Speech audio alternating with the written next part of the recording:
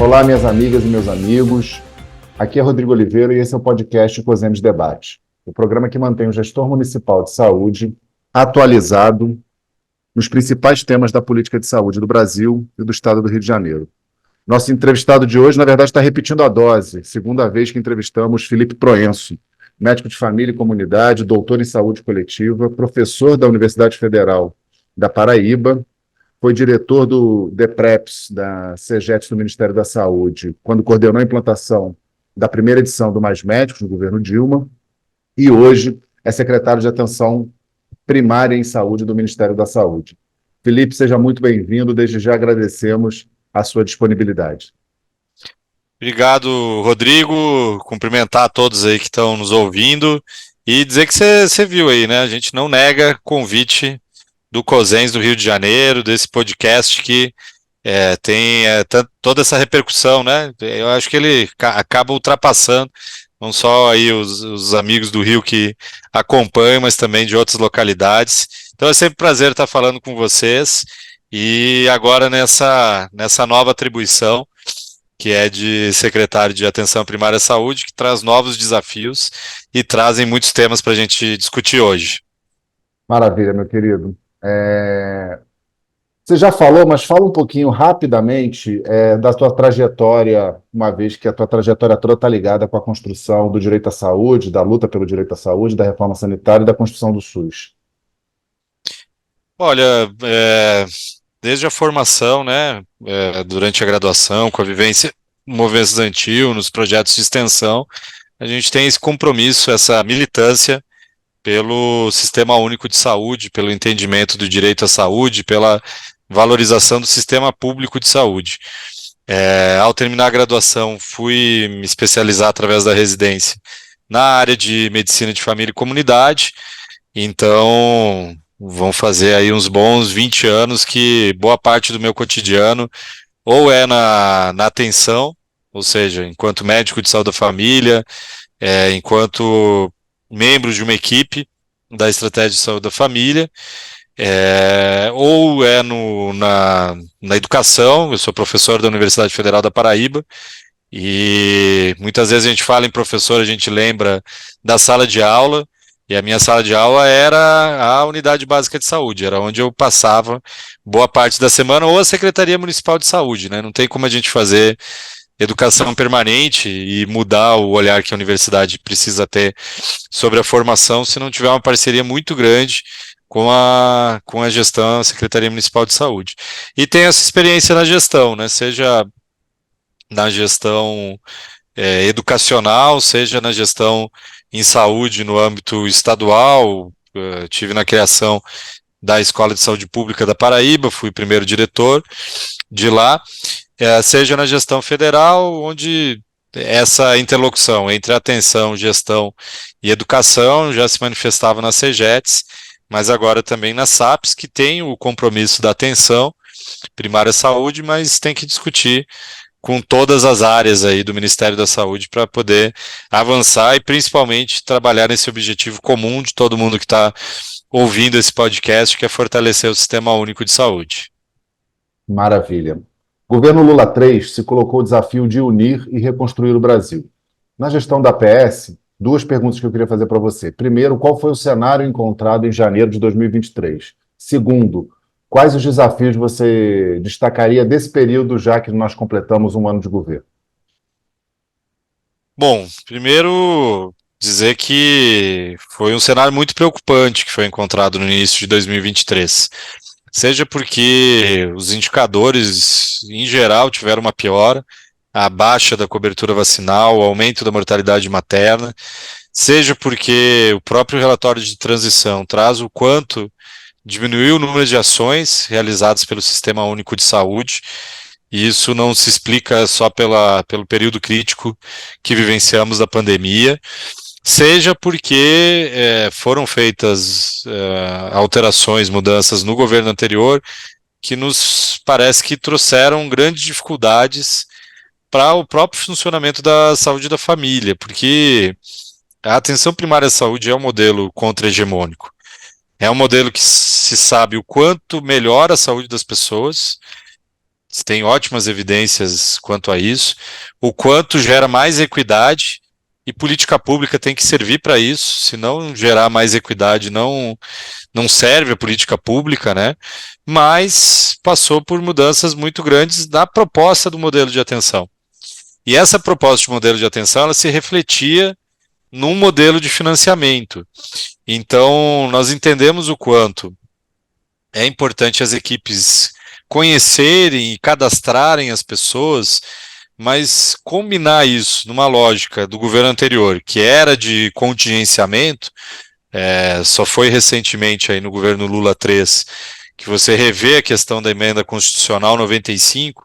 Então, quando você combina isso, né, de contingenciamento com uma ênfase excessiva à questão do cadastramento nas equipes de atenção primária como um todo, você, ao mesmo tempo que permite que as equipes conheçam mais a população, e isso não há dúvida de que é importante, e aí fala até da experiência como trabalhador da atenção primária e da saúde da família mesmo, né? É importante eu cadastrar para conhecer as pessoas, mas eu não posso basear todo o meu modelo de atenção nisso. E ao mesmo tempo, você pode ter uma restrição de atividades da atenção primária à saúde que é extremamente complexa. Estamos falando aqui com quem, né, sabe da complexidade, senão, se precisar, a gente grava um podcast com vários exemplos aí de como a saúde da família é complexa, pessoal.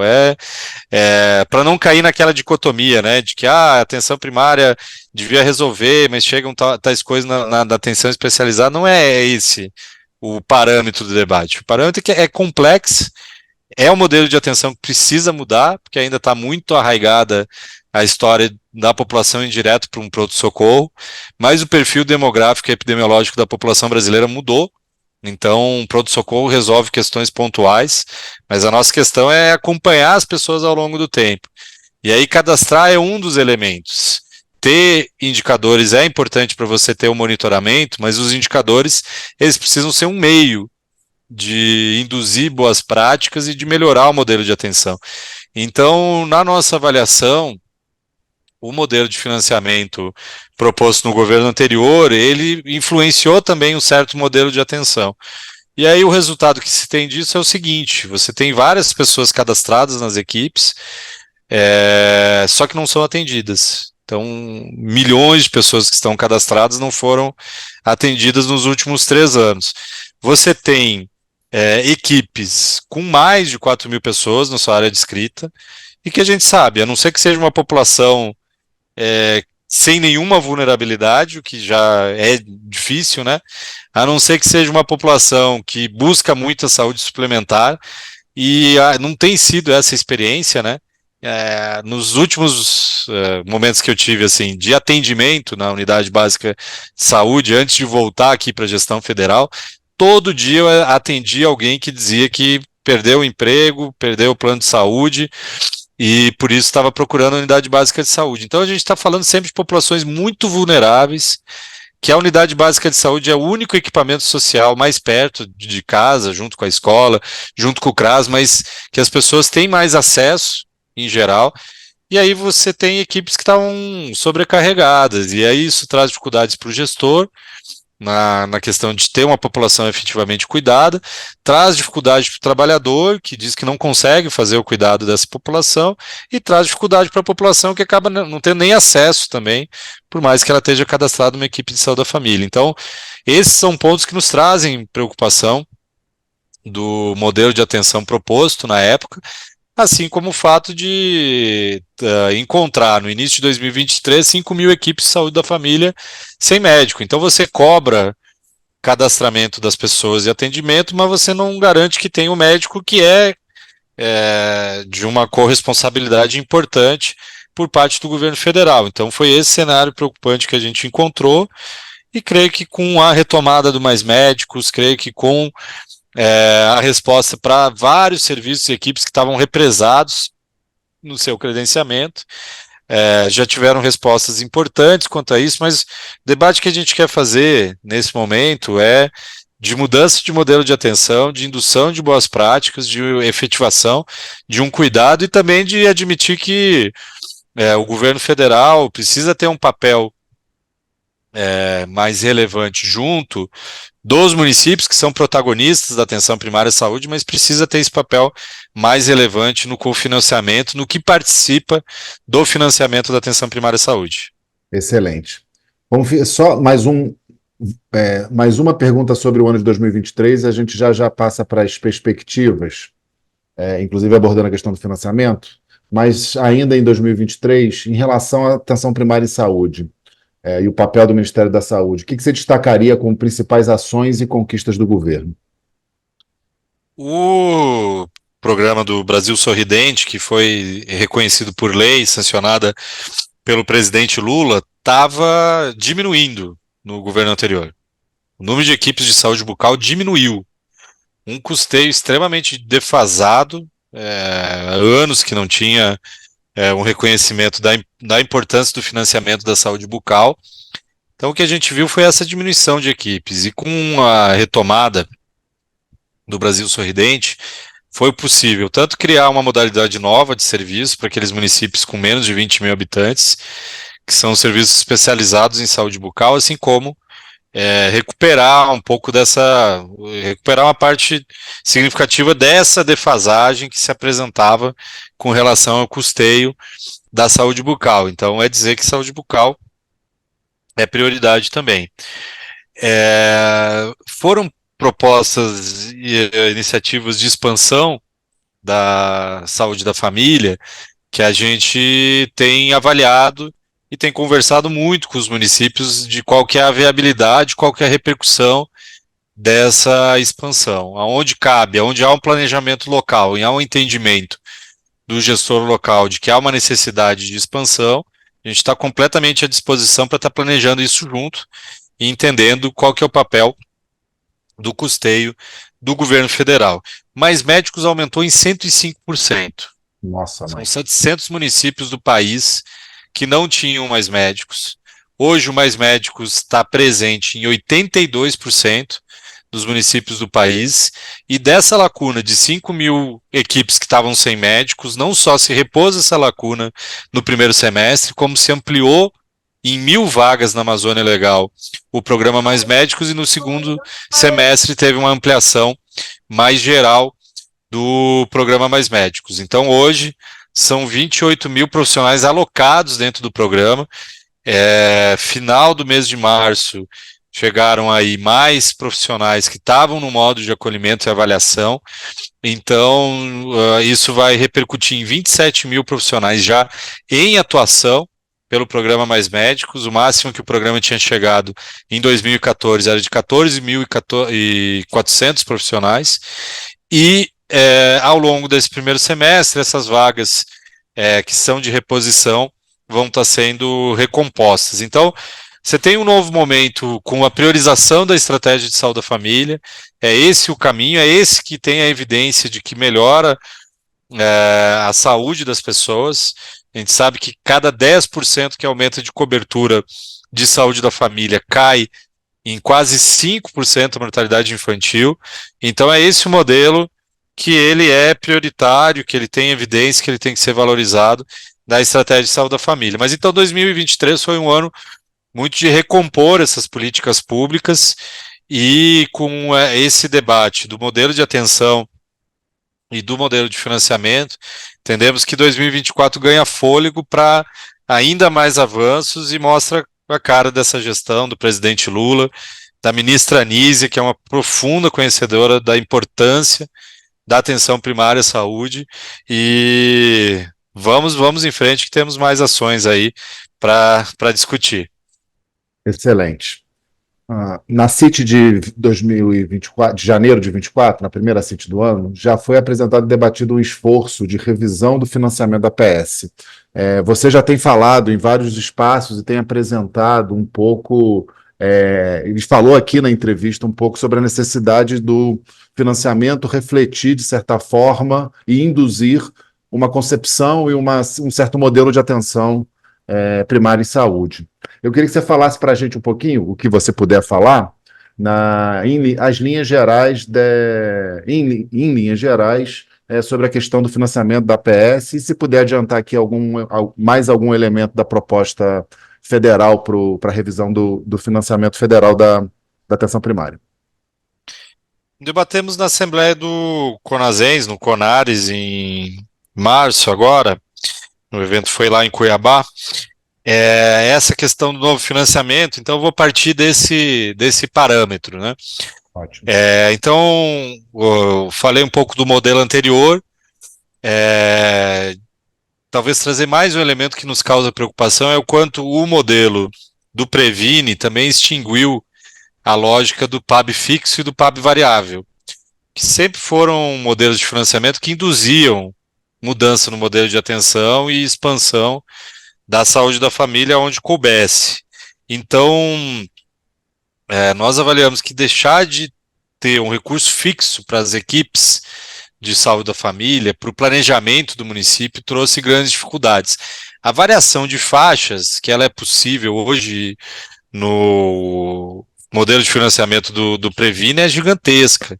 Então, para o gestor poder planejar suas ações, e a gente sabe o quanto há um investimento grande por parte dos municípios para atenção primária, um financiamento federal nesse formato traz grandes dificuldades. Então, essa proposta de um novo financiamento, ela traz 3 componentes. Um primeiro componente que é o resgate da lógica fixa e variável, mas não no mesmo formato do PAB, porque o PAB era per capita. Só que o PAB, ele se aplicava num momento em que o Brasil tinha centenas de equipes de saúde da família, de fato elas foram crescendo, hoje são 51.300 equipes de saúde da família. Então a gente precisa, ao mesmo tempo que tem um recurso fixo para os municípios, reconhecer esse esforço que houve para a implantação das equipes de saúde da família. Então, um componente é o componente que estamos chamando de fixo para as equipes de saúde da família, mas que ao mesmo tempo tem um elemento variável. Qual que é o elemento variável? É uma combinação do porte e da vulnerabilidade do município, e isso vai levar a um determinado recurso. Então, que pode variar, fixo por equipe, de 12 a 18 mil reais. Então, por que volta o variável? Porque a vulnerabilidade volta a ser elemento, assim como o PAB variável fazia anteriormente para essa questão. Então, esse é o primeiro componente fixo. O segundo componente é do vínculo. Precisamos conhecer as pessoas, elas precisam estar cadastradas nas equipes de saúde da família. A gente sabe que o quanto isso foi um esforço enorme dos gestores, dos trabalhadores, e ele segue sendo reconhecido esse esforço. Mas dessas pessoas cadastradas, a gente precisa saber quantas estão sendo cuidadas, quantas estão sendo visitadas dessas pessoas e quantas estão enxergando esse vínculo com a própria equipe da saúde da família. Então ele traz um elemento, inclusive, de conversar sobre a satisfação das pessoas atendidas. Então, aquilo que a gente já faz desde o CIAB, você precisa mandar o SSA2 e o PMA2 para manter o financiamento das equipes de saúde da família. Então, não é novidade a gente ter informação e ter essa perspectiva do que está sendo feito de cuidado nas equipes dentro do financiamento. A novidade é que agora a gente começa a colocar isso enquanto questão central no modelo de financiamento e, portanto, no modelo de atenção e monitorar isso, até porque hoje a gente já tem 10 anos de SUS, APS, então a gente tem como acompanhar essas informações. E um terceiro componente do modelo de financiamento, que é o componente de qualidade e de indução de boas práticas. De novo, ele traz, do ponto de vista histórico, a questão, por exemplo, que foi introduzida em 2011 com o PMAC, ou seja, induzir boas práticas, ter acompanhamento da qualidade das equipes, ter pagamento por desempenho vinculado a isso, mas com a experiência acumulada desse tempo todo, né? Não é um movimento, por exemplo, de avaliação por parte de atores externos nas unidades básicas de saúde. É um movimento de, agora, com o ESUS, e com a quantidade de informações que são geradas e que tem que estar disponíveis para os gestores municipais e para as equipes. Essa aqui é a prioridade 1, quando a gente está discutindo informação. dentro da atenção primária à saúde, é avançar para que tudo que é preenchido lá no PEC esteja disponível do ponto de vista consolidado, ou seja, quantas gestantes, quantos hipertensos, quantos diabéticos a gente está acompanhando e como está sendo esse acompanhamento. Então é um componente que aprende com essa história da questão da qualidade e do desempenho, mas que vem agora para induzir boas práticas nesse sentido, e entender essa complexidade de indicadores. E aí, só para não me alongar demais nessa resposta, dizer que isso tudo está sendo pensado para a saúde da família, mas também para a saúde bucal e para as equipes multiprofissionais. Então, a atenção primária à saúde tem que ter uma coerência dentro dessas estratégias e dessas iniciativas que são tão abrangentes e que são tão prioritárias. Então, outra questão desse novo modelo é o seguinte: esse componente de fixo, de vínculo e de qualidade, e esse terceiro componente de qualidade, eles se aplicam para a saúde da família, prioritariamente, mas se aplicam para as equipes de atenção primária, assim como eles se aplicam para as equipes de saúde bucal, e assim como eles se aplicam para as equipes multiprofissionais. Então, esse é um momento também de esforço conjunto, com o Ministério da Saúde, CONASENS, CONAS, para trazer essa coerência e trazer essa iniciativa conjunta das várias estratégias. Nossa, muito bom. Ainda sobre financiamento, tem alguma perspectiva de ser pautado na CIT, nessa próxima ou em alguma outra? Tem algum plano, alguma combinação tripartite para pautar na próxima CIT? Essa é a primeira pergunta. E a segunda pergunta vocês estão pensando em algum elemento de transição ou vai virar a chave? E quando viraria a chave do modelo de transição, uma vez aprovada pela CIT e, obviamente, publicada a portaria? Pelo amadurecimento do modelo e pelos informes, os momentos que já houveram na CIT, e pela aprovação no âmbito do CONARES, pela apresentação que já houve na Assembleia do CONAS e pela prioridade interna dentro do Ministério da Saúde, a gente entende que já é viável avançar nessa pauta, inclusive com assinatura de portaria, até mesmo anteriormente à CIT do final de abril. Então, estamos trabalhando com esse calendário nesse modelo. E aí, uma preocupação grande do modelo era o seguinte: ao alterar o modelo de financiamento, há a possibilidade de que alguns municípios recebam menos recursos por parte do governo federal. Isso foi um pleito do CONASENS desde a discussão do modelo, de que nenhum município perdesse. E acho que um pleito bastante legítimo e que foi reconhecido nesse novo modelo. Então, o que acontece? Há mais de 80% dos municípios, nesse modelo, pela configuração em três componentes, eles já têm um aumento de cofinanciamento federal. Então, isso é algo que já está embutido no modelo. Para os demais municípios, a gente entende que tem um fator que ele tem um papel de compensação. Ou seja, se eventualmente esse município teria alguma diminuição de recursos com o novo modelo de financiamento, a gente não deixará que isso aconteça e ainda acrescentará do que o município recebeu em 2023 um valor de 10%. Então, esse é o fator de compensação.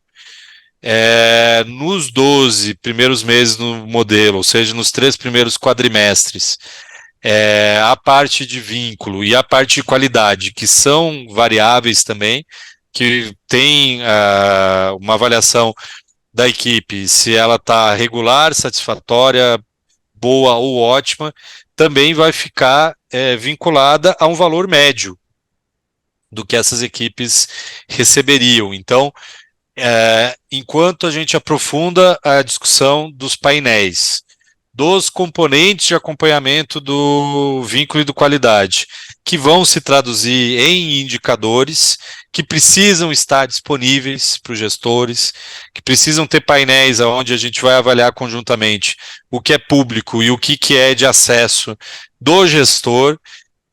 Enquanto não tem esses elementos que são complexos, todo mundo viu com a experiência do Previne, que inclusive tem indicadores que constam, mas que não estão sendo efetivados no monitoramento. Então, nesses primeiros 12 meses, é esse trabalho conjunto entre Ministério, Conasens e Conas para efetivar esses painéis. Então, durante esse período, a gente trabalha com valor médio dos componentes vínculo e qualidade, e após essa disponibilização de painéis e esses primeiros quadrimestres, aí essa avaliação, esse monitoramento passa a influenciar no financiamento também, e aí ele passa a ter uma maior variabilidade. A média que uma equipe de saúde da família recebeu em 2023 foi de R$ 21 mil.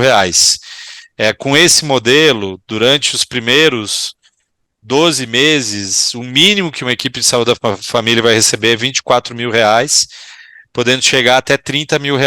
Então tem essa previsibilidade do modelo. No segundo ano de implantação desse modelo, aí você passa a ter uma possibilidade de variação maior. Então, tanto a Claro. equipe pode ter um recurso maior, mas a depender do desempenho, se ficar abaixo desse valor médio, pode diminuir um pouco o recurso também. Então, por isso que é importante a gente ter esse período para as equipes entenderem o modelo, para os gestores construírem junto com a gente esse modelo para uma efetiva implantação. A penúltima pergunta prevista era justamente sobre a agenda da SAPS. Eu estou imaginando que essa discussão do financiamento vai ser um dos eixos centrais. Tem mais algum elemento de agenda tecnopolítica da SAPS para o ano de 2024 que você gostaria de destacar? O Brasil Sorridente, então, né, trabalha junto com esse modelo, é um caminho que ele é fundamental. Então a gente está discutindo os próximos passos do Brasil Sorridente também.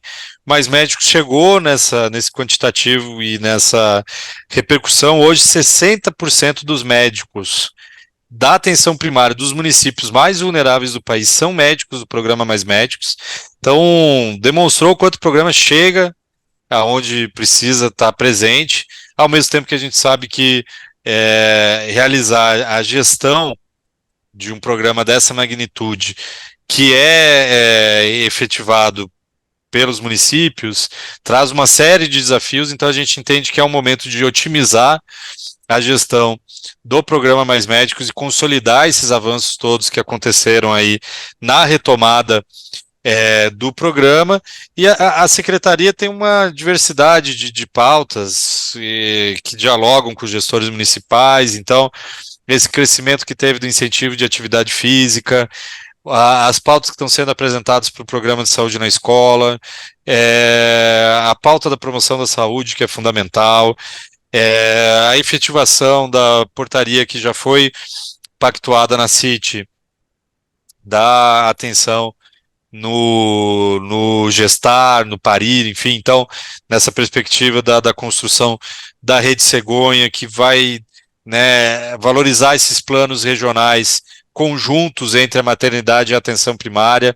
Não dá para ficar só dos elementos da rede de atenção à saúde num planejamento de uma iniciativa como essa. Então, a atenção nessa nova rede, né, na lógica da rede cegonha, é valorizar os planos regionais, enfim. Então temos uma série de pautas aí que estão vinculadas à SAPS, numa integração muito grande com todas as secretarias aqui do Ministério da Saúde. É essa a perspectiva de gestão que temos e que trazem ótimas possibilidades aí para os próximos meses, os próximos anos. Muito bom. Por fim, qual recado você gostaria de deixar aos gestores e às gestoras municipais de saúde? Não existe SUS e o SUS não se sustenta se essa relação entre município, estados e o âmbito federal não tiver muito fortalecida, não tiver muito consolidada. A gente observou isso na pandemia. Então, faltou coordenação do Ministério da Saúde durante o período da pandemia, e aí o papel dos estados e dos municípios foi fundamental nessa sequência de ações do SUS, e o quanto o Sistema Único de Saúde foi reconhecido durante o período da pandemia, e isso segue enquanto essa valorização da sociedade como um todo do SUS. Então, dizer que a SAPS está disposta a respeitar de uma forma muito profunda essa relação, a fortalecer essa relação, a trabalhar conjuntamente com os municípios e com os estados, isso com todas as áreas do Ministério da Saúde, dizer o quanto a gente sabe que está sendo coordenado e liderado nesse processo pela ministra Anísia, é de uma grande alegria, né, para o corpo de dirigentes e trabalhadores do Ministério da Saúde, pelo profundo conhecimento que ela tem, mas toda a capacidade que ela tem de gerir essa instituição enorme que é o Ministério da Saúde. Então, estamos, né, muito empolgados com essas perspectivas, queremos trabalhar muito conjuntamente, isso passa por muito diálogo, muita construção coletiva, mas que desse formato sabemos o quanto vai estar chegando no grande objetivo, que é fortalecer o Sistema Único de Saúde, que é desenvolver políticas públicas que entendam as necessidades da população e, portanto, garantir esse direito à saúde que está na nossa Constituição, mas que precisa ser reafirmado cotidianamente. Então, agradecer pela oportunidade, pelo diálogo, por essa possibilidade de a gente estar trazendo temas tão importantes. Já que já vim 2 vezes, né? Quem sabe não tem uma terceira aí, daqui a pouco, para a gente fazer um balanço dessas ações aí, de como foram essas iniciativas e, portanto, me colocar à disposição, mas muito obrigado por essa possibilidade de estar conversando com vocês, contigo aí, com todos que estão nos ouvindo nesse podcast. Nós que agradecemos, Felipe. Muito obrigado mesmo, mais uma vez. Este foi o nosso COSEMES Debate. Quero agradecer a atenção de todas e todos. Um forte abraço e até logo. O COSEMES Debate é uma realização do Conselho de Secretarias Municipais de Saúde do Estado do Rio de Janeiro, COSEMES RJ. Apresentação e roteiro, Rodrigo Oliveira. Apoio e edição, equipe de comunicação do COSEMES.